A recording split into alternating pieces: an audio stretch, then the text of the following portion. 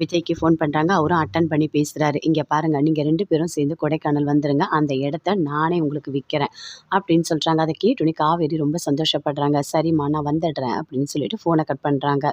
"இங்கே பாருடி, அந்த கொடைக்கானல்ல இருக்க வீட்டை நான் கண்டிப்பாக காவேரிக்கு தான் கொடுக்க போகிறேன். வேறு யாருக்குமே அந்த வீட்டை நான் கொடுக்க மாட்டேன். ஏன்னா அது என் புருஷன் கஷ்டப்பட்டு கட்டின வீடு. எங்களோட எல்லா நினைவுகளும் அங்கே இருக்குது. யாரோ ஒருத்தவனுக்குலாம் என்னால் தூக்கி அந்த வீட்டை கொடுக்க முடியாது. உங்கள் 2 பேருக்கும் பணம் வேணும்னா நீங்கள் என் கூட வாங்க, வந்து ஒழுங்கா கையெழுத்து போடுங்க.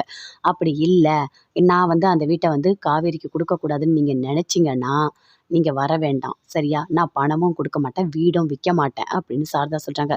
"என்னம்மா உன் இஷ்டத்துக்கு பேசிட்டு இருக்க?" அப்படின்னு கங்கா சண்டை போடுறாங்க. எல்லாருமே சேர்ந்து கொடைக்கானல் போறாங்க. போயிட்டு அங்க விஜய், காவேரி 2 பேருமே சேர்ந்து வராங்க.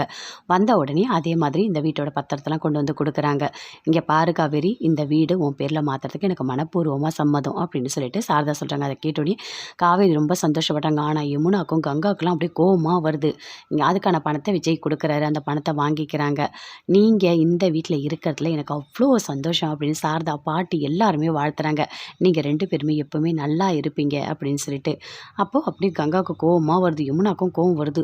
"பாருடி, அவ திமிர காட்டுறா. பணம் இருக்குன்ற திமிரு தாண்டி அவளுக்கு. வேற ஒண்ணும் இல்லடி" அப்படின்னு சொல்லிட்டு அப்படியே கோவமா பேசிட்டு இருக்காங்க கங்கா.